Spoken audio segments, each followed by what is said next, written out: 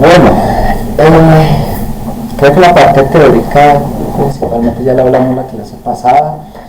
Eh, Vamos a darle continuidad al tema de análisis de estados financieros, principalmente lo que es análisis horizontal, vertical, de razones. Vamos a seguir con el mismo archivo, que es donde quedamos, que solo hicimos los cálculos para el análisis horizontal y vertical. Hoy vamos a terminar los cálculos de las razones financieras. Creo que aquí todos ya vieron análisis financiero y el tema de análisis horizontal, vertical, razones no es nuevo. Pero aunque ya lo han visto en análisis financiero, me gusta empezar por ahí porque lo que sigue depende de lo que se hace aquí. Y aunque ya lo vieron, pues a veces pasa que no sé, no lo tienen claro, tienen dudas, no recuerdan, lo que sea, como hay quienes pues sí ya lo tienen clarísimo. Por eso lo explico, porque lo que sigue se desprende de acá.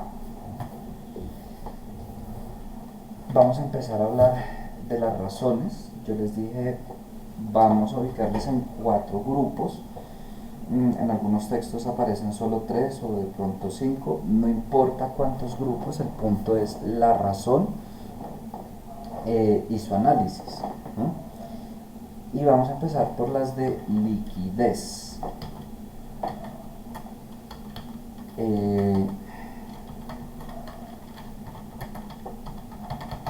¿Tienen, ¿Tienen claro qué es liquidez? ¿O qué entienden por liquidez, pues?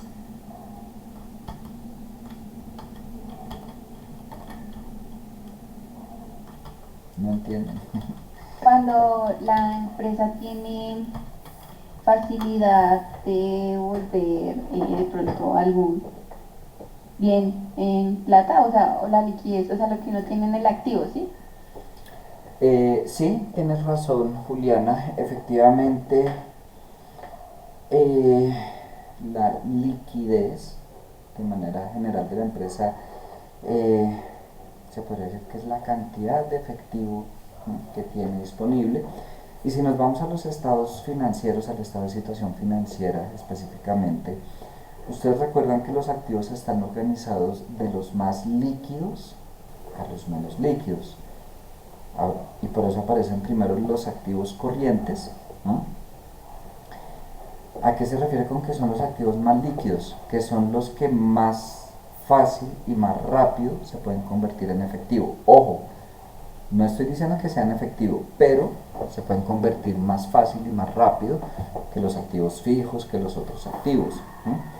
Entonces ahí dentro de los activos corrientes aparece en su respectivo orden efectivo y equivalentes, con todas sus notas, los deudores comerciales o cuentas por cobrar, los inventarios y en algunos casos inversiones de corto plazo, ¿no?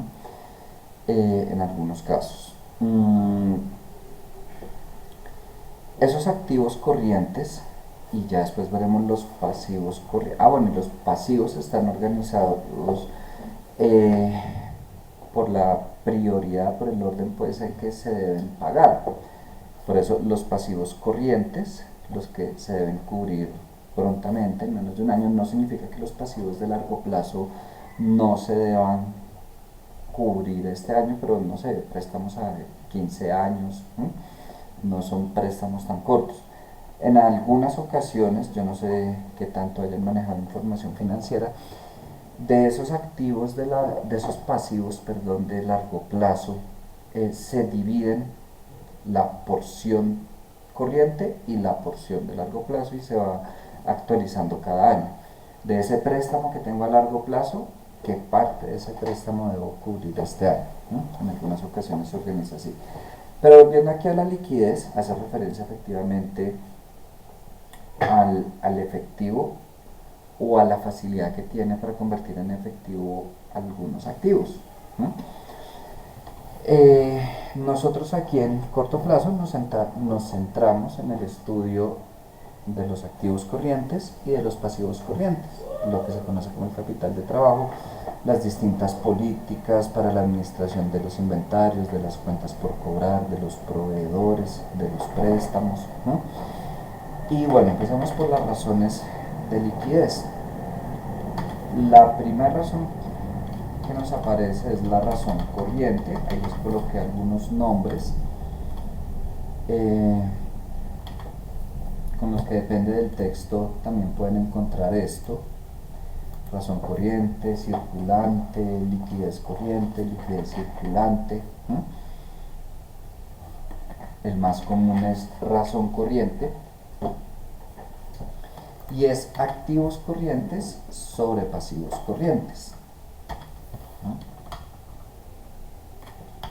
Voy a colocar aquí, bueno, aquí es activo circulante sobre pasivo circulante. Ok, ¿alguien recuerda qué significa? ¿Qué nos muestra esta razón?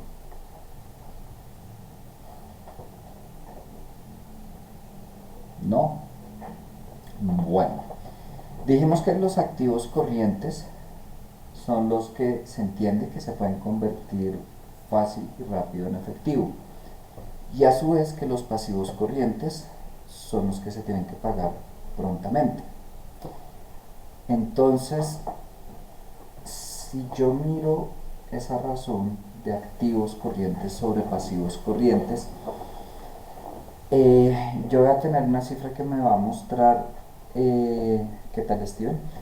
Que me va a mostrar bajo el escenario de que el día de hoy la empresa se va a cerrar, se va a liquidar, si la empresa estaría en capacidad de cubrir sus obligaciones inmediatas. Es decir, convierto todos esos activos corrientes a efectivo y paso a cubrir los pasivos corrientes. Entonces, si los activos corrientes son mayores que los pasivos corrientes, me va a dar mayor que 1. Si son iguales, me va a dar igual a 1. Y si los activos corrientes son menores que los pasivos corrientes, me va a dar menor que 1. Eso implica que si estoy por debajo de 1 en la razón corriente, yo no podría cubrir las obligaciones de corto plazo si tuviera que hacerlo en ese momento. Si es mayor a 1, sí podría cubrirlas y me queda un excedente. Ojo, no significa que una empresa con razón corriente por debajo de 1 no esté cumpliendo sus obligaciones.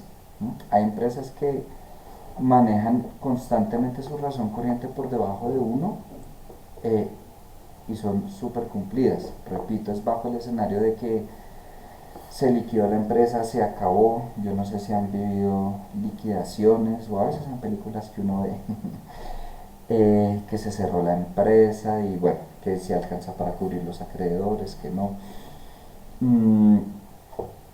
E igualmente puede haber una empresa que tenga una razón corriente muy por encima de 1 y que esté incumpliendo. Lo que me muestra es el riesgo de que efectivamente llegara a incumplir. Ya para evidenciar si sí está pagando o no está pagando, pues tendríamos que irnos a información más detallada, las notas, revisar si hay intereses de mora o si son intereses corrientes. Eso le da a uno una idea: esta persona está colgada en sus obligaciones porque le generan intereses de mora. Bueno, distintas cosas se pueden mirar.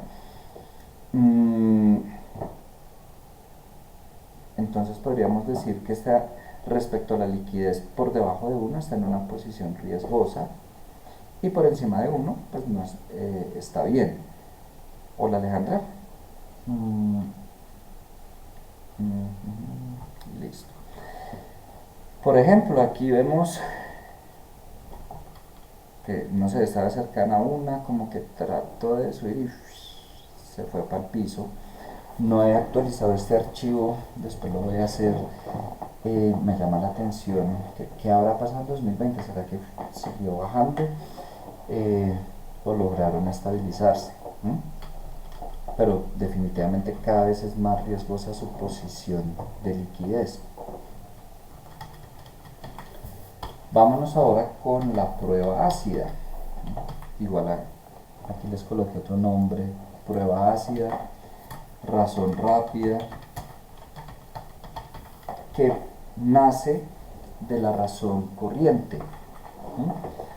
En la razón corriente nosotros tenemos activo corriente sobre pasivo corriente. En la prueba ácida, antes de hacer esa división, le restamos a los activos los inventarios. Por eso se le llama prueba ácida, porque es un poco más dura la evaluación. ¿Por qué se le restan los inventarios? ¿Alguien sabe?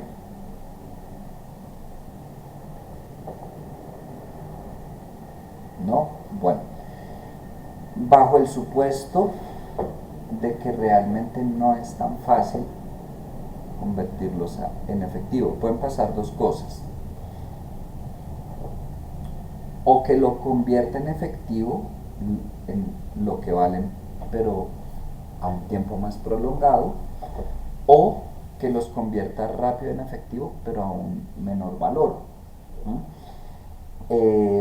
Yo no sé si ustedes han visto como clientes algún almacén, no sé, de esos que están en liquidación, que descuentos del 60%, 70%, porque ya van a cerrar y quieren salir de todo. Ojo, estoy hablando de almacenes en liquidación, no de promociones que regularmente sacan ciertos almacenes, sino almacenes que están en liquidación y, mejor dicho, sacan todo súper barato.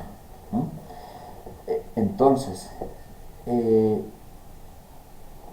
si yo quiero convertir rápido mis inventarios en efectivo, y también depende del tipo de inventario, pues ¿qué voy a tener que hacer? Darlos a un menor valor para que obtener ese efectivo rápido.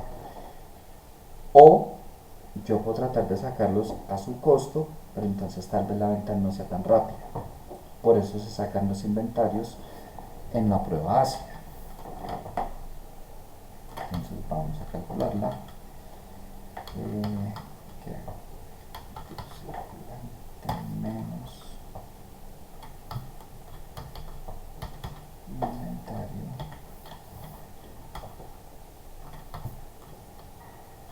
sobre pasivo circulante. Naturalmente la prueba ácida va a dar menor que la razón corriente, porque estamos disminuyendo el numerador. ¿Qué tanto? Pues depende del volumen de inventarios que maneje la empresa.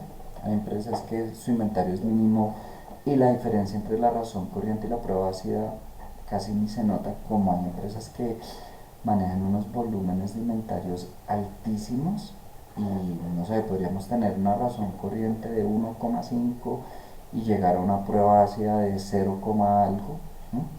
Eso sí depende de cada empresa. Y por supuesto nos da una razón, mejor dicho, así todos los años por debajo de 1, y aquí en 2019,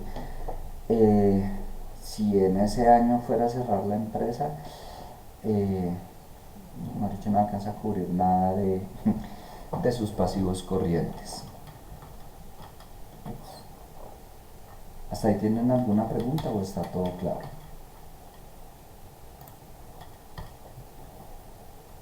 Bueno, vamos con el capital de trabajo. ¿Qué es el capital de trabajo? Ahí está como activos corrientes menos pasivos corrientes.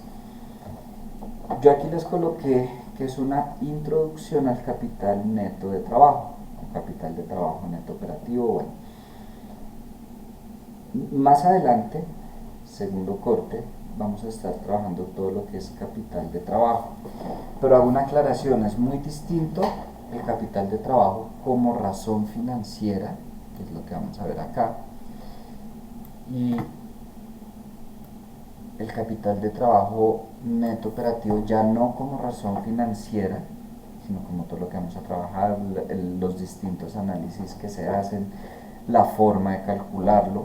Cuando uno va a calcular ese capital de trabajo neto operativo, no incluye todos los activos corrientes ni todos los pasivos corrientes. Les hago esa claridad desde ahorita, porque repito, esto es razón financiera para un análisis completamente diferente a lo que haremos en su momento en todo el segundo corte. ¿Y qué me muestra el capital de trabajo? ¿Quién sabe?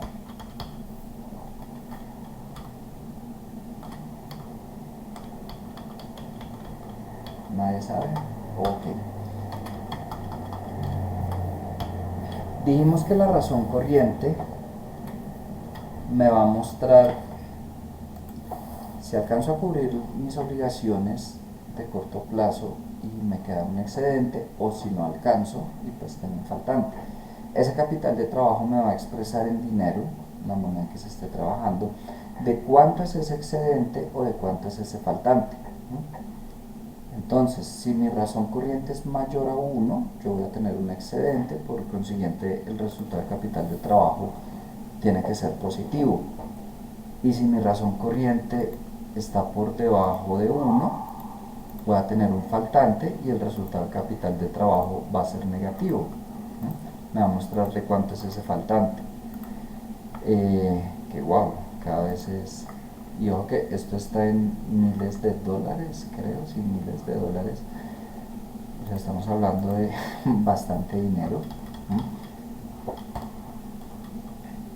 Eso nos muestra el capital de trabajo. ¿Por qué también les hago este comentario de la relación entre razón corriente y capital de trabajo? Ha pasado que entonces yo calculé la razón corriente, tengo estas cifras y aquí resulta que tengo los signos invertidos. Aquí tengo positivo, aquí negativo, aquí positivo, positivo, positivo.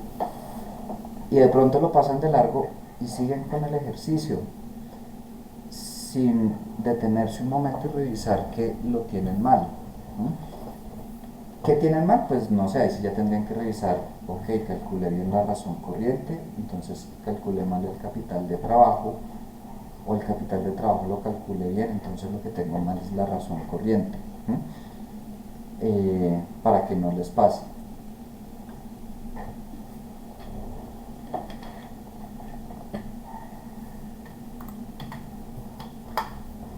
Y salimos de las razones de liquidez.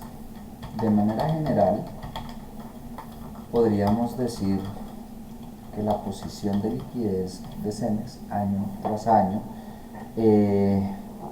ha desmejorado, cada vez es más riesgosa. Yo no puedo asegurar que paguen o no paguen, para eso necesitaría revisar más información. Por lo pronto, cada vez es más riesgosa, ha desmejorado. Ya ahí se complementa con lo que veamos en el análisis horizontal y vertical. Por ejemplo, si mi razón corriente disminuye, puede ser vía disminuyen mis activos corrientes, aumentan mis pasivos corrientes, o una combinación de las dos. Disminuyen mis activos corrientes y aumentan mis pasivos corrientes. Nos vamos a ver aquí, por ejemplo, efectivamente activos corrientes disminuyen, pasivos corrientes relativamente estables, baja, sube, pero se mantiene más o menos. Podríamos atribuirlo principalmente a la disminución del activo corriente. Tendríamos que irnos a ver cuál es esa cuenta pues que está afectando principalmente. Tenemos esta de otros activos circulantes, habría que ver por qué disminuye. Ok, esta de activos mantenidos para su venta, esa ha tenido las variaciones más bruscas año tras año. Sube el 61, baja el 67, baja, se triplica, mejor dicho, acá. ¿Cuáles son esos activos mantenidos para su venta? ¿no? Usualmente obedecen a activos fijos, eh, que definitivamente ya los voy a sacar. Dime, Juliana. Profe, cuando dice hay clientes netos de estimaciones por incobrables, ahí hablamos de cartera que nunca se va a recolectar o Sí y no. Eh, Efectivamente, lo pueden encontrar con ese nombre o con otro, pues digo, depende. Por ejemplo, Nutresa creo que es deudores comerciales neto y otras cuentas por cobrar, creo que está así. Mm, si yo me voy a revisar las notas, bueno, creo que lo hemos tocado por encima, los estados financieros, sobre todo pues, de empresas grandes, manejan muchísimas notas. ¿Qué son las notas? Detalles de una cuenta en particular, ¿no? Este estado de situación financiera es un resumen, ¿no? Porque si fueran a colocar todas las cuentas, mejor dicho, que haría una cosa muy extensa. Entonces lo que se acostumbra a hacer en todas las empresas es colocar la principal y el detalle va en las notas. Hablando puntualmente de clientes, ¿m? Tengo mi cartera, mis cuentas por cobrar. Eh, Obviamente espero que me paguen todo, pero sobre todo cuando son ventas tan grandes, tantos clientes, es normal que se provisionen esas cuentas por cobrar. ¿En qué momento? Va a depender mucho de la empresa.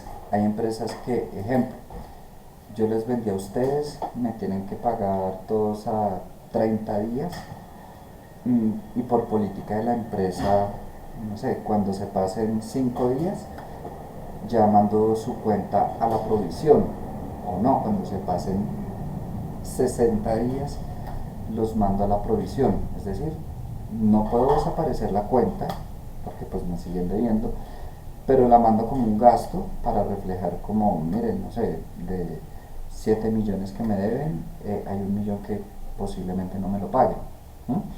Hay empresas que por política destinan un porcentaje a provisión de cuentas por cobrar. Les vendí a ustedes y así no haya pasado el tiempo, destino un porcentaje de la venta a provisión. Que si me pagan, igual tiene un tratamiento contable para reversar esa provisión. En ese efectivo y equivalente, perdón, efectivo, en ese clientes neto de estimaciones por incobrables está el total de cuentas por cobrar menos la provisión. No sé cuánto, habría que ver en las notas, no tengo aquí las notas de Cemex, pero supongamos que de esos 7 billones de dólares, recuerden por si acaso, cuando hablamos en Colombia de billones, nos referimos a millones de millones de pesos, pero en dólares 1 billón son 1.000 millones. Y como eso está expresado en miles, por eso les digo 7 billones, por lo que es de dólares. De esos 7 billones de dólares que aparecen ahí, puede que yo me vaya a las notas y mi cuenta de clientes sea de 9 billones y tenga 1.7 billones en provisión. Qué pena con usted, regálenme un momento.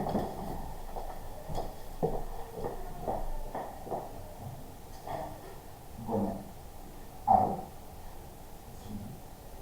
Hazme un favor, Diana, que no me digas que las vas a estar.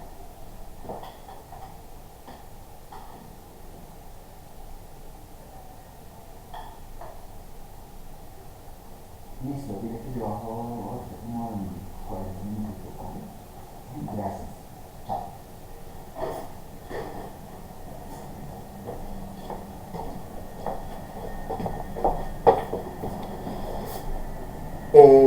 Sí, Juliana, entonces ahí me va a mostrar ya cuál será el efecto neto, ¿no? En algunos casos aparece deudores comerciales neto y otras cuentas por cobrar, El grueso se lo lleva los clientes menos la provisión y colocan unas pequeñas cuentas por cobrar, no de clientes, sino otras, a veces socios, empleados, pero el grueso se lo lleva a clientes. ¿Mm? Creo que yo les dije, y si no, pues les digo, respecto al trabajo de Nutresa. ¿Mm? Listo, descargaron el Excel, supongo. Eh, Empiezan a hacer el análisis y siempre pasa. Eh, Hay quienes utilizan las notas, hay quienes no. Eh, Han habido ocasiones, bueno, ahorita es un grupo pequeño, pero incluso más grande que el semestre pasado. Saldrán 2 trabajos o 3, no sé, si ya como estén organizados. Difícilmente vamos a llegar a las mismas cifras a menos que se sentaran todos a trabajar juntos. ¿Por qué? Voy a irme a clientes. De pronto alguno dijo, no, tomemos la información que está en el estado de situación financiera. De pronto alguien dijo, no, vámonos a las notas y tomémoslo sin el efecto de las provisiones.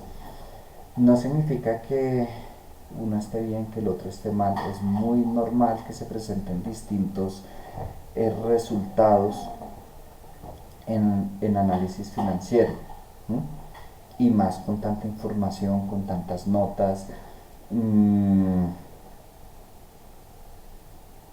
Lo que sí no estaría bien es que para el cálculo de una razón, por ejemplo ahorita con el tema que estemos, yo tome una cuenta que no corresponde o le coloque un signo que no es, ¿no? Eso sí pues ya no cabe. eh, sí, Juliana, ¿o tienes más preguntas de ese cliente sobre lo que sea? Sí, no, profe, no. Gracias. Vale, con gusto. Yo no sé si les dije también, a mí me encanta trabajar en Nutresa. Yo no sé si todavía lo hacen, pero yo me atrevo a decir que sí. Nutresa anualmente, o sea, Nutresa directamente, eh, organiza un concurso a nivel universidades para temas de valoración, y el concurso es hacer una valoración de Nutresa. Por supuesto se presentan de muchas universidades y hay cualquier cantidad de resultados finales en cuanto la empresa vale tanto, aun cuando todos trabajan con la misma información, ¿no? Eh, es algo interesante porque también es una forma de abrirse campo laboralmente, de darse a conocer, pero bueno, el punto es bastante competitivo. eh, Hay de todas las universidades, y lo que les digo, nunca se trata de llegar a una cifra exacta, no, se trata de justificar por qué hice lo que hice, ¿m? Por qué considero que lo que hice está bien, tener claridad de cómo fue el manejo de información que tuve. ¿M? Igual acá, ¿m? O en cualquier empresa en la que estén. ¿M? Si trabajan en un equipo de analistas, mmm, muy seguramente van a haber partes en que tengan diferencias como analistas, que de pronto uno piensa hacerlo de una manera, otro piensa hacerlo de otra manera, y puede que los dos tengan razón. No se trata de es que yo tengo la razón, eh, sino de mirar, ok, los dos tenemos razón, eh, cuál sería la manera más acertada. También puede pasar que esté equivocado. A mí me ha pasado, cometí unos errores que, ay Dios mío, me han hecho pasar osos impresionantes. No estoy hablando académico, sino laboral. Y sí, si tengo un error, yo no tengo ningún problema en decir, hombre, la embarré. Solo que a veces de verdad es con mucha pena que uno tiene que decir la embarré. Ojalá no les pase laboralmente, pero sí, a veces pasa. Vámonos con el índice de endeudamiento, que tenemos pasivos totales, sobre activos totales. Aquí, por ejemplo, debo decir que uno, ya nos estamos saliendo de corto plazo, es una razón financiera, pero obedece más a un análisis que uno hace en largo plazo. Pues no significa que no tenga validez dentro del análisis de razones, ni el análisis horizontal o vertical. Recuerden perdón, no coordino hablar y lo siento, ya, qué pena. Recuerden que mi total de activos es igual a pasivo más patrimonio.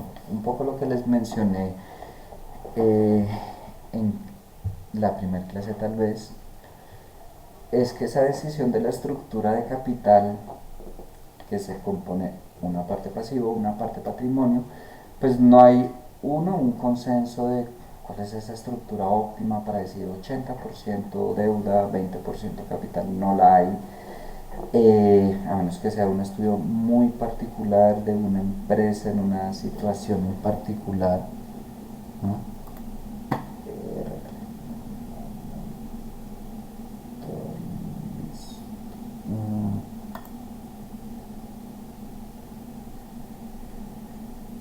Listo. Es que no sé por qué Cristian me sale en espera, pero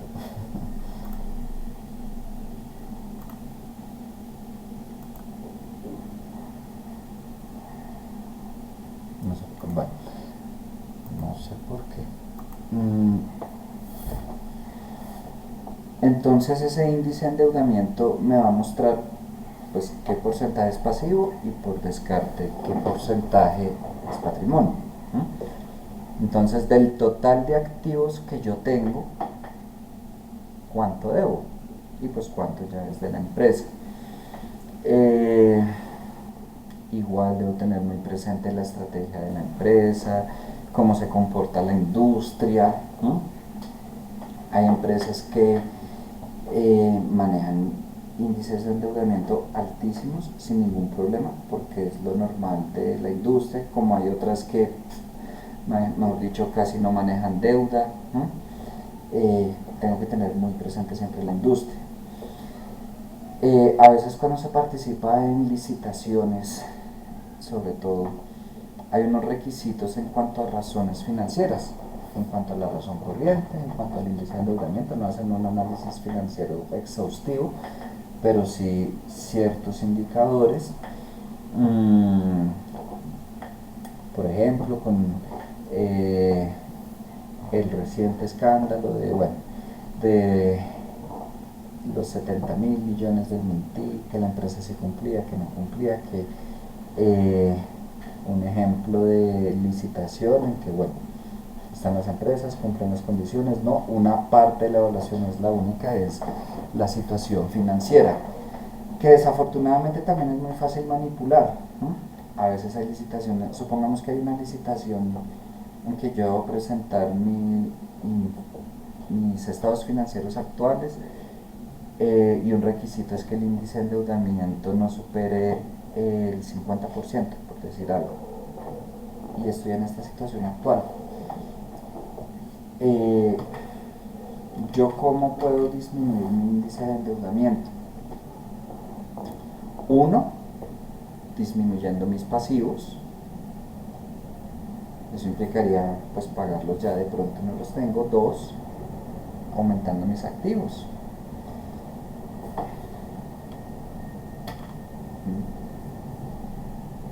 Tres, en combinación con la anterior, aumentando mi patrimonio. Sencillo. Quiero bajar mi índice de endeudamiento, voy a hacer un aporte de capital, no sé, tantos millones, para que baje. Pues hice un aporte de capital y se ve reflejado, no sé, en efectivo y equivalentes. No tengo necesidad de gastarlo, sencillamente aumenté mi activo, por consiguiente baja mi índice de endeudamiento, ya me puedo presentar a la licitación. Ya después de que me la gane, pues vuelvo y retiro el capital y quedo como estaba. No estoy sugiriendo que lo hagan, pero les cuento una práctica que pasa desafortunadamente. ¿Mm? Eh, que yo digo, no deberían mirar solo la situación financiera de, no sé, pidieron los estados financieros de los últimos 2 años, sino mirar un poquito más a profundidad, porque es muy fácil manipular esa información financiera. Y yo conozco cómo hacen ese estudio, pues lo sé porque yo en algún momento licité, eh, y se presta para, pues, para manipular fácilmente esos indicadores. Ojo, no estoy diciendo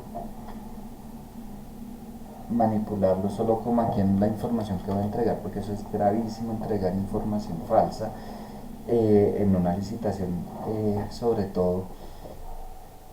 Pero entonces modifico la situación de la empresa para presentarme fácilmente, me presento a la licitación y ya, no pasa nada. Aquí podemos ver que año tras año ha ido disminuyendo su índice de endeudamiento. En un principio diría es bueno, hace falta ver cuál es el índice de endeudamiento en la industria. Eh,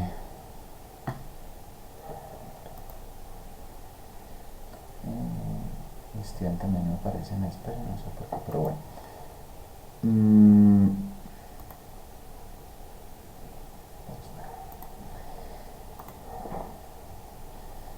Y también habría falta ver cuál es la estrategia de la empresa, que tiene planteado dentro de sus metas, dentro de sus objetivos. ¿No? Bueno, puedo ver qué pasó con el activo. Efectivamente disminuyó,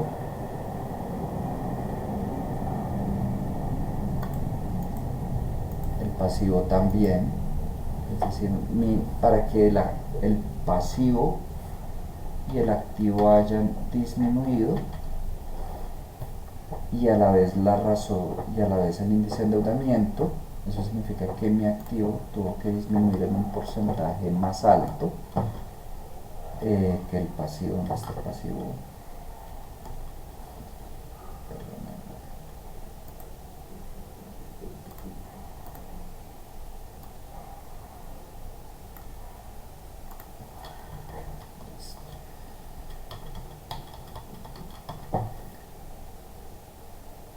disminuyó el 8, 4 y efectivamente nos vamos a pasivos, 12, 12, ¿no? Disminuyó, aumentó, efectivamente pasivos disminuyó más que activos, razón por la que bajó el índice de endeudamiento. Yo les voy contando de a poquito pequeños análisis que voy haciendo.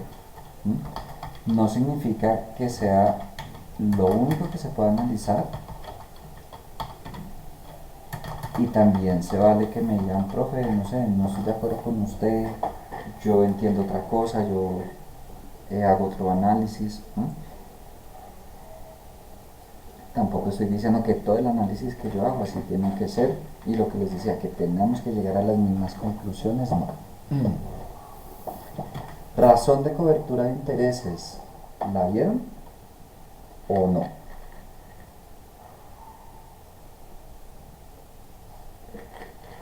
No. Bueno, esta utilidad antes de intereses e impuestos obedece a la utilidad operacional, el resultado de la operación, utilidad operativa, no es lo que le quieran colocar. Y pues los intereses obedecen a los gastos financieros, producto de los préstamos. Dime, Juliana. Perdón, profe, se me traba un poquito el audio. Aquí arribita, ¿qué significa? Este UAII, Sí, sí, señor. esa es la utilidad antes de intereses e impuestos o la utilidad operacional. ¿Listo? Gracias. Con gusto. Entonces, ¿qué podemos ver aquí? Dos cosas. Uno, los intereses que estoy pagando en proporción qué tanto representan de mi utilidad operativa. Me explico. No es solo mirar la cantidad de intereses que estoy pagando, podríamos encontrar dos empresas, ambas en un periodo pagaron 1.000.000 de pesos de intereses, pero resulta que una tuvo una utilidad operativa de 2 millones, mientras que otra tuvo una utilidad operativa de 10 millones. Aunque en dinero es la misma cantidad de intereses la que pagaron, para la que tiene una utilidad operativa de 2 millones, pues esos intereses se le están comiendo la mitad de las utilidades, mientras que para la otra solo la décima parte. ¿No? Eh, Eso principalmente va a ser el cálculo y ya les complemento.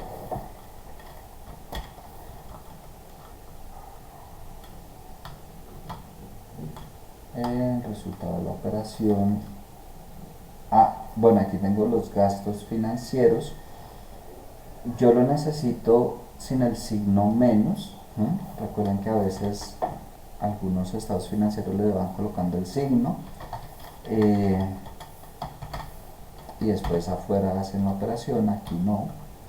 Entonces pues voy a tomar valor absoluto de esa utilidad operativa sobre esos gastos financieros.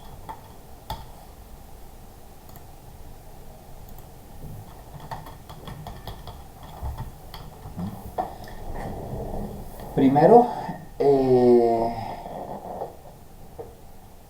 si esa razón me da mayor a 1, significa que mi utilidad de la operación es mayor que los intereses que estoy pagando. Si es igual a 1, pues son exactamente iguales.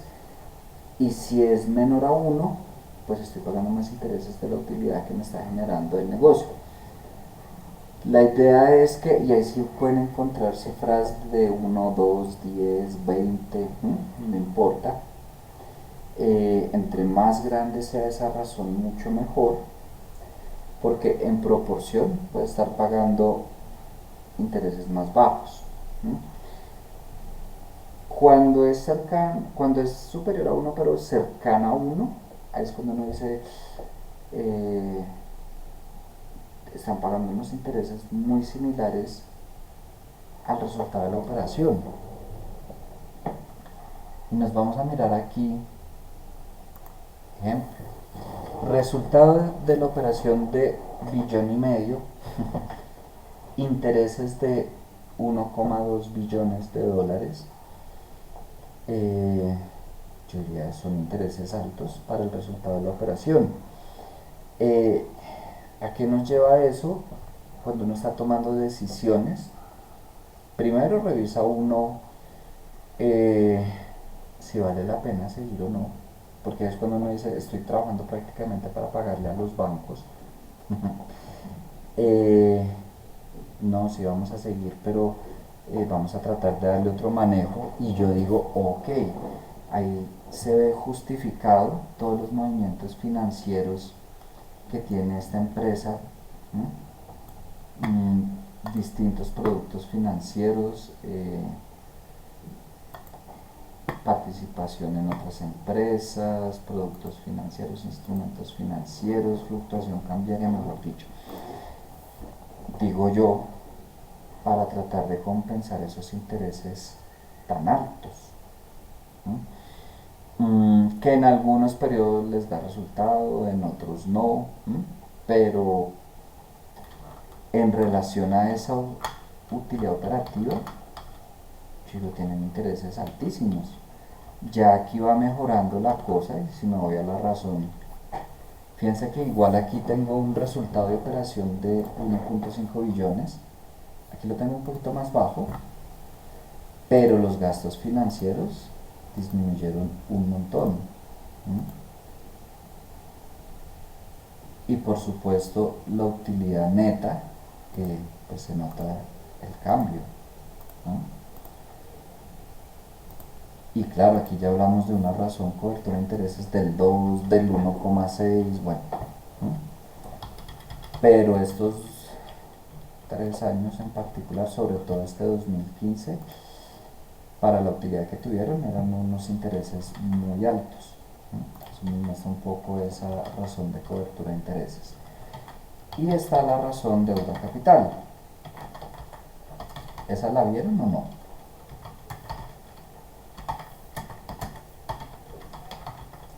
No, bueno. Aquí estamos hablando de una razón entre el pasivo a largo plazo y el capital contable. Por lo que una vez más que está relacionado con la operación, con las finanzas de corto plazo de la empresa, está más relacionada con la estrategia.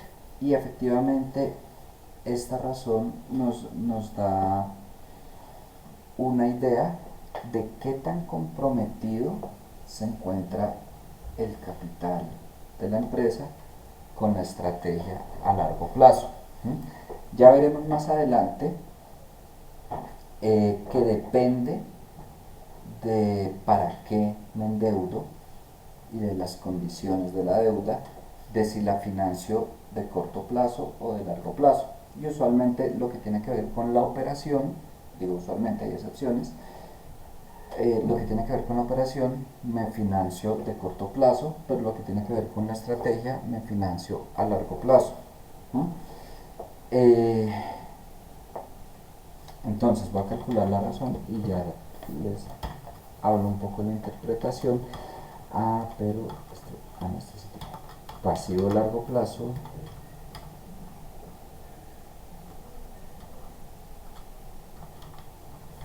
sobre el capital contable.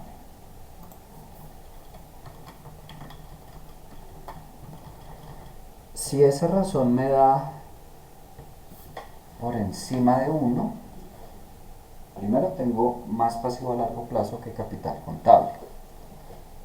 Y si me da por debajo de 1, pues tengo más capital que pasivo. Entonces, ojo que no estoy diciendo que se tenga que hacer, pero bajo el supuesto que yo fuera a sacar capital, ¿no?, a disminuir el capital contable, puedo evidenciar qué tanto puedo llegar a retirar sin comprometer la estrategia de la empresa. En estos 2 años en que esa razón me da superior a 1, mejor dicho, no hay riesgo de que se considere disminuir el capital. Pero en estos que ya me da por debajo de 1, entonces uno dice está comprometido el capital con la estrategia un 93, un 86, un 82%. Por consiguiente, podría considerar, si fuera a disminuir el capital, sacar un 7, un 14, un 18, depende del año que lo mire, sin afectar la estrategia de la empresa. Repito, no significa que lo tenga que hacer. Incluso si nos vamos a ver el comportamiento del capital contable, no lo han disminuido, lo han aumentado. Supongo, no sé, por la estrategia que tengan, han ido decidiendo, vamos a emitir más acciones, vamos a emitir más acciones, bueno, sube, baja un poquito, pero en general ha ido aumentando ese capital contable.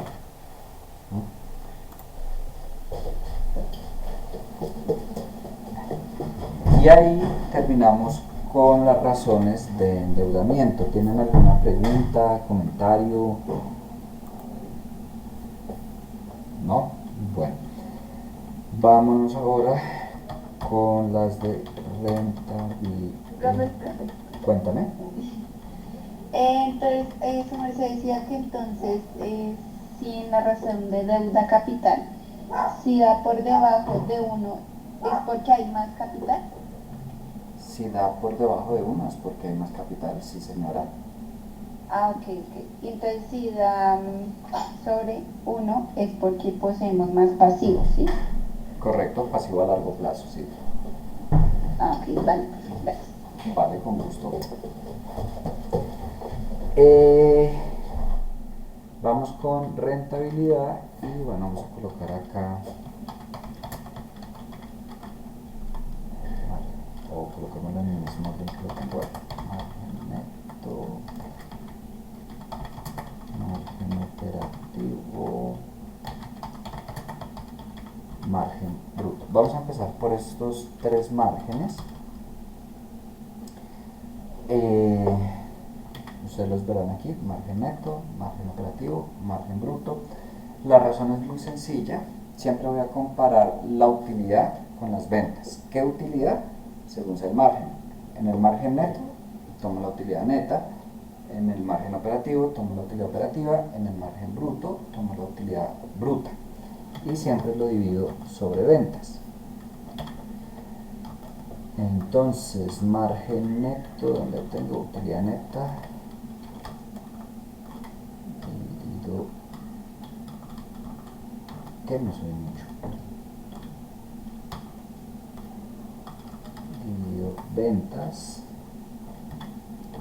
margen operativo, pues resultado de operación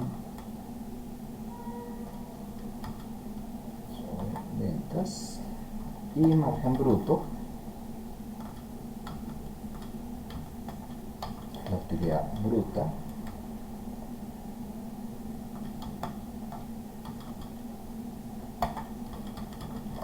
sobre las ventas.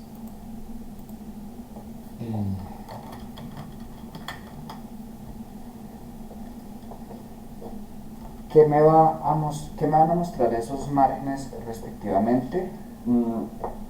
¿Qué tanta utilidad está quedando después de? Entonces, el margen neto es ya el del final del estado de resultados, ¿no? Me muestra la utilidad neta pues ya total de la empresa. El margen operativo pues me va a mostrar ese margen de utilidad después de toda la operación de la empresa, pero sin tener en cuenta ni los impuestos, ni los gastos financieros, ni los otros ingresos que tenga, ¿no? Y el margen bruto, sencillamente el margen que me está dejando mi producto, ¿no? Restándole el costo de venta sin tener en cuenta la utilidad, la operación de la empresa, el resto de la operación, ¿no? Lo normal que suceda es que vayan disminuyendo cada vez más, margen bruto, margen operativo, margen neto. Digo lo normal porque podría llegar a pasar que tengo un margen operativo y llego a tener un margen neto a veces mayor que el margen operativo. ¿Por qué? Porque de pronto tuve otros ingresos, ¿no? Producto de los movimientos que hago en el mercado financiero, y bueno, llego a subir un poco más, ¿no? Pero en general ese es el comportamiento. ¿Qué se espera del margen bruto? Que sea estable. No voy a decir que siempre el mismo, pero que tienda a ser el mismo. 33, 35, 34. Para mí, digo, Cemex tiene un margen estable. Eso que me muestra, entre otras cosas, puedo suponer que tienen un proceso productivo estandarizado. Igual las políticas de precios en general, la relación con los proveedores, en fin, que de ahí todo lo que tiene que ver con la producción, los proveedores, los clientes, todo está estandarizado, está estable. Y bueno, ya va el ver, es un buen margen, no es un buen margen, una vez más, depende de en qué negocio estoy, como cuál es el margen que debería esperar de mi negocio. Si es estable, porque llegan a haber pequeñas variaciones, voy a suponer, lo primero, tratándose de una empresa internacional, que se puede llegar a deber a variaciones en la tasa de cambio, así de sencillo. Estoy suponiendo, ¿no? Pueden haber momentos en que, no sé, ofrecí algún descuento, entonces bajo un poquito mi margen bruto, o tuve una renegociación muy leve con algún proveedor y se bajó, se subió el costo, pero en general es estable. Principalmente esos cambios obedecen a temas de tasa de cambio. Con el margen operativo, se espera que sea estable, pero puede llegar a tener más variaciones que en el margen bruto. Porque bueno, ahí ya va el tema de empleados, depreciaciones, ¿sí? Va a depender también un poco del manejo que tenga de los activos fijos, ¿no? no sé, despidos, renuncias, procesos de contratación, temas que ya no afectan directamente a la producción, sí a la operación de la empresa, pero sí es normal que hayan variaciones un poquito más bruscas, ¿no? Tampoco que se suba, que se baje mucho, ¿no? Eh, y nos muestra cuánto me queda de la operación de la empresa. Y ya cuando vamos al margen neto, claro, va a disminuir por un tema de impuestos, de intereses, pero de cierta manera se espera que no disminuya tanto, ¿eh? Y sea que disminuya harto o poco, va a tener un comportamiento similar al del margen operativo. Esto aumenta el margen operativo, más o menos lo mismo aumenta el margen neto. Esto disminuyó, más o menos lo mismo disminuye el margen neto. ¿Qué pasa con Cemex en particular? No tienen el mismo comportamiento, ¿no?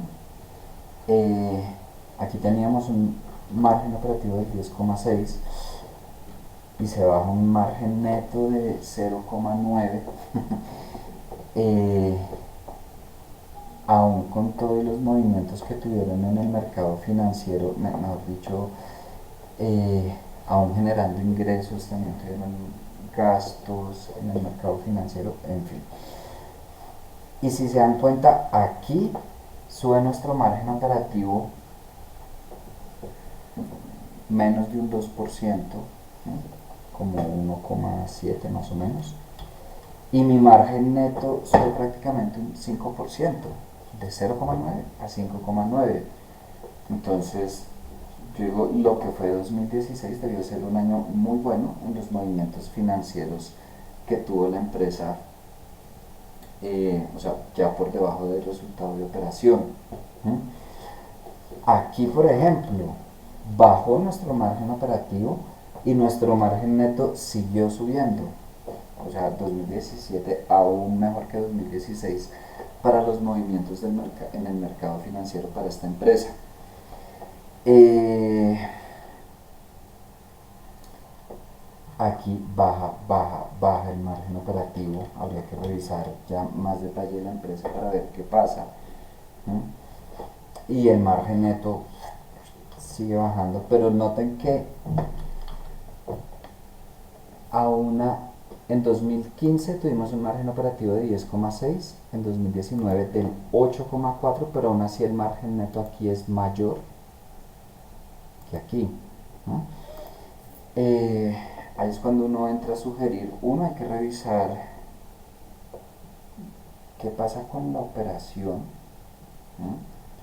Si definitivamente se le está dando el manejo que es, eh, y dos, el tema de los movimientos en el mercado financiero. No está mal, obviamente, que ninguna empresa actúe en el mercado financiero, que genere un dinero adicional.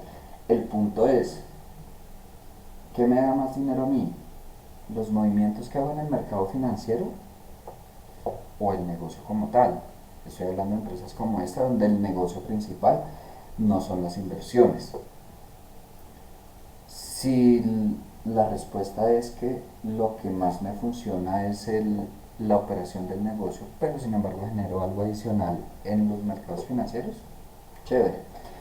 Pero si la respuesta es me va mejor en el mercado financiero que en mi propio negocio, pues, pues cierre el negocio y dedíquese a las inversiones, así de sencillo, si no le está funcionando el negocio, ¿no? Un poco lo que, pues como les digo, un poco lo que veo ahí. Vámonos al ROA y al ROE.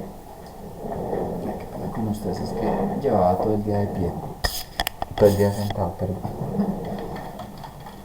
ROA, ROE. Hablamos del ROA, de la rentabilidad de los activos, ¿no?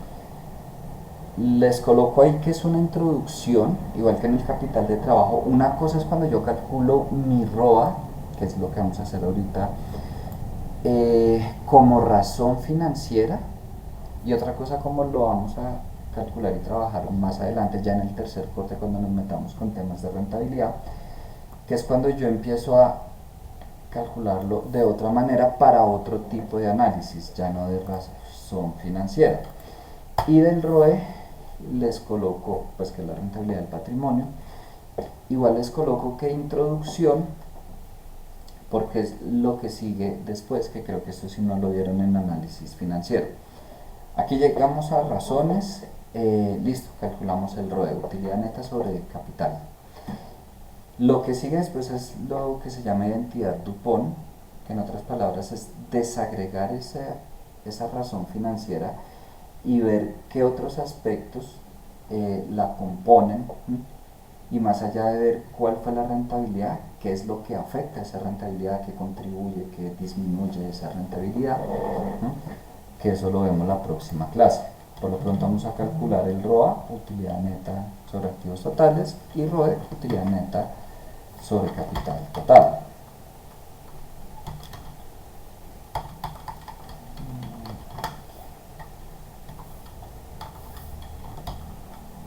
Profe, yo tengo una pregunta, ¿Sí, David? pero es respecto al taller. Sí. Dice, realiza un análisis horizontal y vertical de las razones financieras que considere pertinentes. O sea, de las que nosotros consideremos pertinentes, o todas. Bueno, por un lado, ya se darán cuenta, y ya ahorita termino este archivo y paso a hablar del archivo del taller. Eh, Vamos a empezar que así quisieran calcular todas, hay unas que no van a poder calcular, sencillamente porque no está la información. Eh, Eso por un lado. Y por otro lado, eh, uno no siempre trabaja con todas las razones. Yo les mostré aquí algunas, las que para mí, a criterio mío, pues son las más importantes. Yo sé que existen más razones y que hay algunas que yo no utilizo. Eh, ¿De qué depende eso? O es más, a veces uno hace todos los cálculos y de pronto en el análisis no utiliza todas, porque hay algunas que, no sé, llaman más la atención, tienen mayor importancia, tienen variaciones más bruscas, lo que sea. Y quiero que se empiecen a acostumbrar a eso. ¿Quién les dice qué razones utilizar o cuáles no?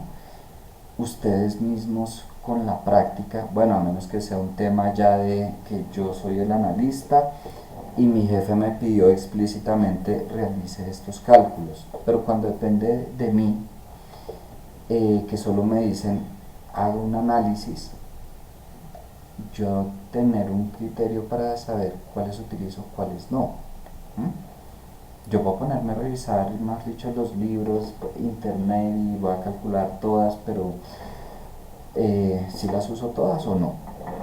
Es un poco como eso. Pero ya ahorita pasamos al archivo y de entrada verán que hay algunas que no se pueden calcular. ¿Vale? Vale, listo, profe, muchas gracias. Listo. Aquí vemos, bueno, esta es la rentabilidad que me están generando los activos. En este momento, como razón, lo dejamos ahí, pero ya más adelante verán eh, lo que es la rentabilidad del activo en particular tiene una importancia enorme, no es solo la razón de, me está generando tanto por ciento. Ya en el tercer corte lo ampliaremos, y pues la rentabilidad que obtenemos sobre el patrimonio. Terminamos las de rentabilidad y nos vamos con las de actividad. En algunos textos aparecen como de operación, pero bueno, vamos a dejarlo de actividad, y son todas las rotaciones. Ustedes pueden ver rotación cuentas por cobrar o clientes, rotación inventarios, rotación activos, rotación proveedores. Yo solo utilizo esas cuatro, creo que hay como una o dos más que se me escapan, pero esas son las que yo utilizo. valga la redundancia, nos va a mostrar qué tantas veces en el año rota una cuenta o cada cuántos días. Las rotaciones se pueden expresar en veces o en días. Por lo pronto lo vamos a dejar en veces, y ya en el segundo corte, cuando nos metamos con administración de capital de trabajo, ya lo voltearemos, pues lo expresaremos en días porque lo necesitaremos en ese momento. Entonces, cuentas por cobrar: ventas sobre cuentas por cobrar o sobre clientes.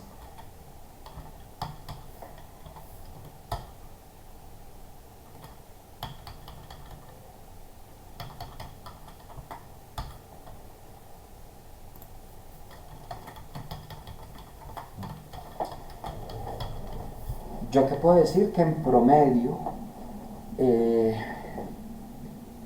2 veces en el año hago recaudo.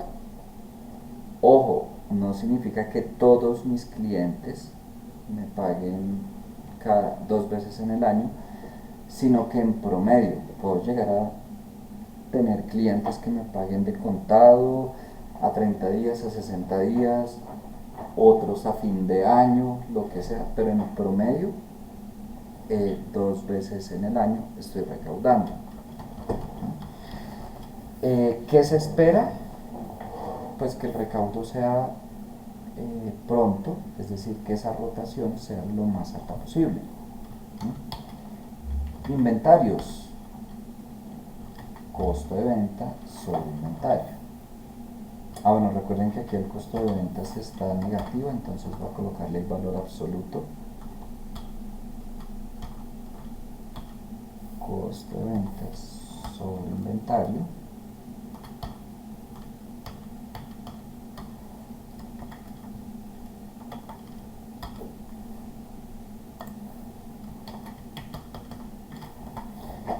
¿Qué estamos viendo acá? En promedio, que tantas veces en el año está saliendo el inventario. Igual, lo ideal es que rote pronto el inventario, pero va a depender mucho de la industria en que yo esté, del tipo de inventarios que manejo, sobre todo las políticas de inventario. Hay empresas que por naturaleza, más dicho, compran para que salga de una vez, como empresas que sí o sí tienen que mantener unos inventarios altísimos, y que de pronto yo tengo una rotación baja de inventarios, no necesariamente implica que esté en una mala posición. Y mejor dicho, para todas las razones, depende de las políticas de la empresa, de la estrategia, de la industria, todo lo que hemos hablado. Ok, esta la puse primero. Va a calcular primero la de activos y ya me vuelvo a la otra. Ventas sobre activos totales.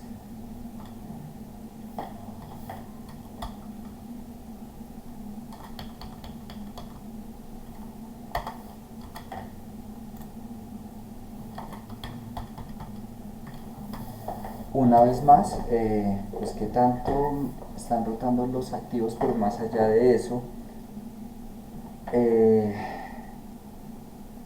qué tantas ventas me están generando ese volumen de activos. Yo puedo llegar a encontrarme en una industria en que con el mismo volumen de activos de pronto genere ventas más altas o más bajas, Entonces ya no estamos hablando solo de qué tanto vendí, sino con los activos que tengo, qué tan eficiente soy, Si estoy manteniendo los activos que necesito, o tengo activos que, mejor dicho, no es necesario que los tenga. Y con proveedores, ¿por qué la dejé para ahorita, para lo último? Ay, me falta. Compras sobre cuentas por pagar. Voy a hacer una aclaración. Con ese cuentas por pagar que coloqué ahí en las diapositivas, quería referirme a los proveedores. En algunos estados financieros ese cuentas por pagar obedece a proveedores, pero no siempre. Hay estados financieros en los que se tienen proveedores y aparte cuentas por pagar que obedecen a otro tipo de cuentas por pagar.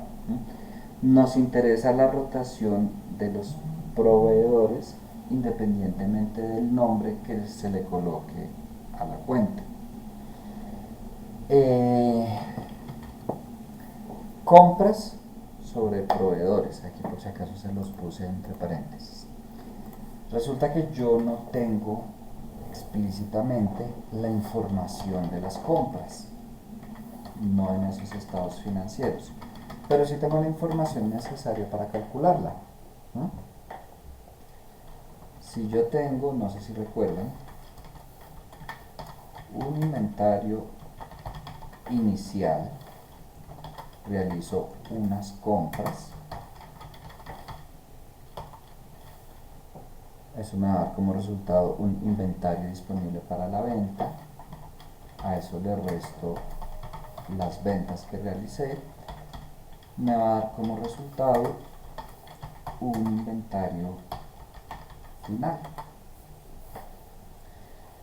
No tengo compras, pero tengo un inventario inicial, unas ventas y un inventario final. Eso significa que yo puedo despejar de ahí compras y yo puedo decir que compras va a ser igual a un inventario final menos un inventario inicial más las ventas que realicé. Vamos a revisar cuál es ese inventario inicial y cuál es el inventario final. Si estoy ubicado en 2016, esta cuenta de inventario corresponde a mi inventario final. Estamos hablando de ese fue el inventario a 31 de diciembre de 2016. Por consiguiente, será el inventario a 1 de enero de 2017. Quiere decir que este inventario de acá va a ser el inventario inicial del año siguiente. Ok. Para 2016 entonces este es mi inventario final y este es mi inventario inicial. Entonces yo puedo calcular las compras para estos periodos excepto para 2015. ¿Por qué para 2015 no? Porque no tengo inventario inicial, ¿no? Listo, esos son los inventarios. Y las ventas lo tenemos en el estado de resultados, pero ojo, que como estamos valorando inventarios, los inventarios se valoran no al precio de venta, sino al costo de adquisición, por lo que el costo de ventas es lo que me va a mostrar la cifra pues de lo que yo vendí. Regálenme un momento, por favor.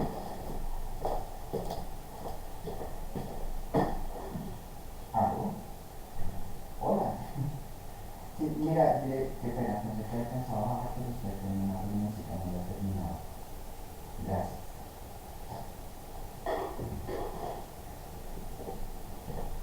¡Que me sobran diamantes!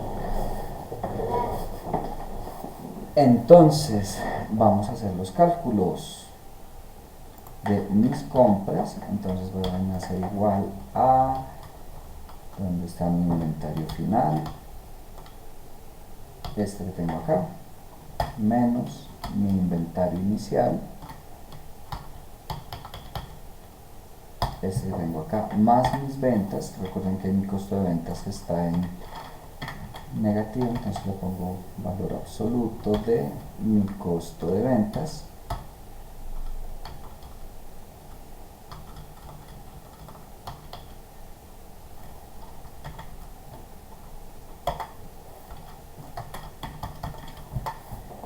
Y listo, he calculado mis compras para estos años. Entonces ahora sí puedo proceder a calcular esa rotación de proveedores, que sería las compras, que ya las tengo, sobre proveedores. Ahora, si me voy a esta empresa en particular, no tengo la información de proveedores. O uno de dos, no maneja proveedores, que lo dudo mucho, o tengo que remitirme a las notas. En este momento vamos a suponer que no tengo proveedores y por lo pronto no sé, vamos a colocarle no aplica. Ejemplo, quería utilizar la razón de rotación. de rotación de proveedores. Sí, señora, ya bajo, por favor. ¡Llegó el domicilio! Quería usar la rotación de proveedores, pero no tengo toda la información. Y que tengo va a Compañero, tiene silenciar. el micrófono abierto. Ya se lo Gracias. cerré. Eh, Esos serían los cálculos que podría hacer. Les fui contando un poco el análisis. Este archivo, por si acaso, ya está subido en el Drive, el que dice desarrollado completo, ¿no? Vamos a hablar del taller, ¿no? O sea, esa es pues la explicación que hay. Bueno, antes de que se me olvide, aquí es un ejemplo de lo que sería la comparación de cifras en distintas industrias, ¿no? Aquí tenemos distintas razones, ejemplo de Dell y Hewlett Packard, ¿no? Y lo que sería la industria de computadoras para cada una de las razones, y así de aquí para abajo, para materiales para construcción, tiendas para comestibles, en fin, ¿no? No vamos a hacer ahorita análisis de la industria, ¿no?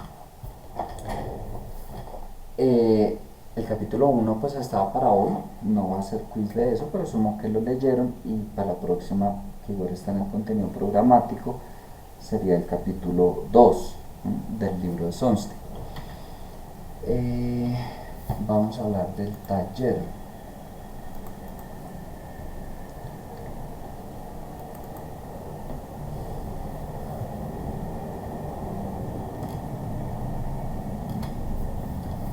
Primero, bueno, a tratar de responder preguntas que siempre salen.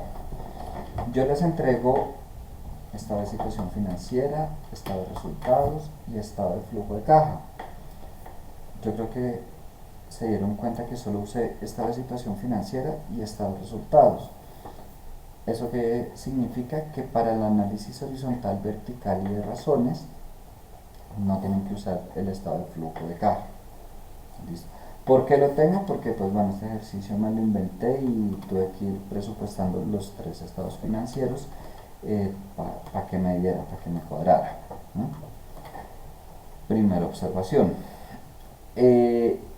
Segundo, ustedes leen aquí, estamos hablando de una empresa que inicia operación, entonces está año 0, 1, 2 y 3, ¿no?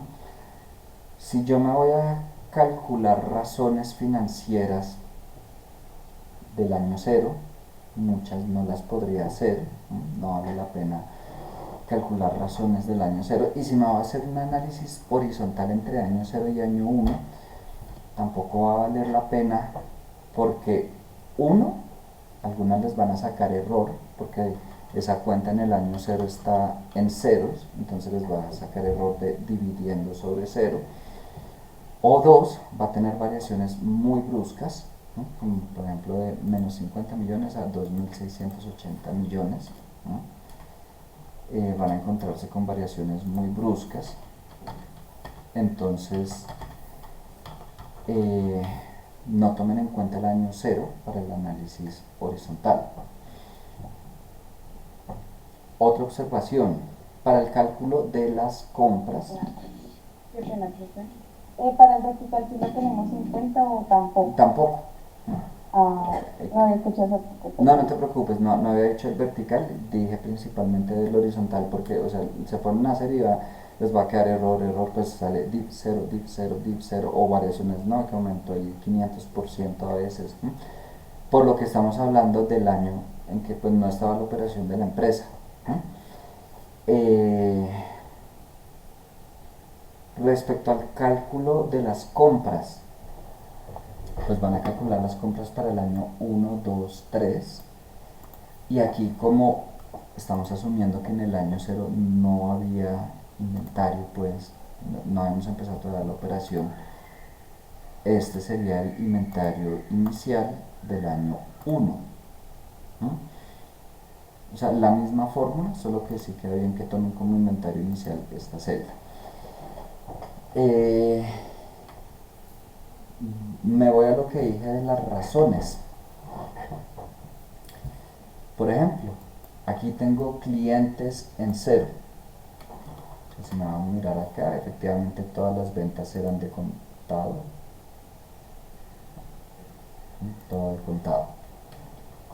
Entonces yo no voy a poder calcular razones que incluyan cuentas por cobrar.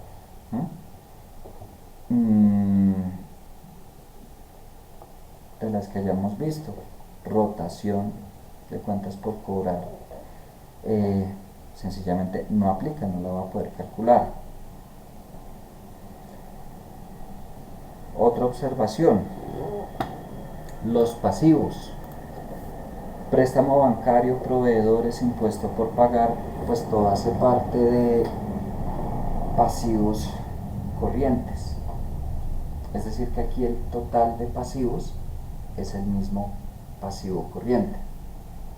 Entonces, cuando yo empiezo a calcular las razones de liquidez, ¿yo qué voy a tomar como pasivo corriente? Ese total pasivos.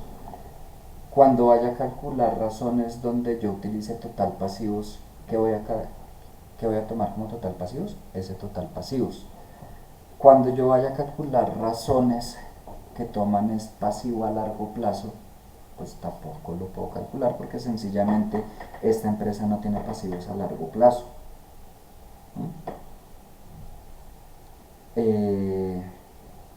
Hay muy pocas cuentas, pues creo que en comparación a Cemex, pues es bastante sencilla el estado de situación financiera, el estado de resultados, ¿no? Para el análisis horizontal, vertical, de razones. No sé si tienen alguna pregunta. En este momento pues voy a parar la grabación, como tal ya terminé la explicación. Ya lo que queda es que ustedes pues desarrollen el taller. No sé si lo estén desarrollando en equipos, individual,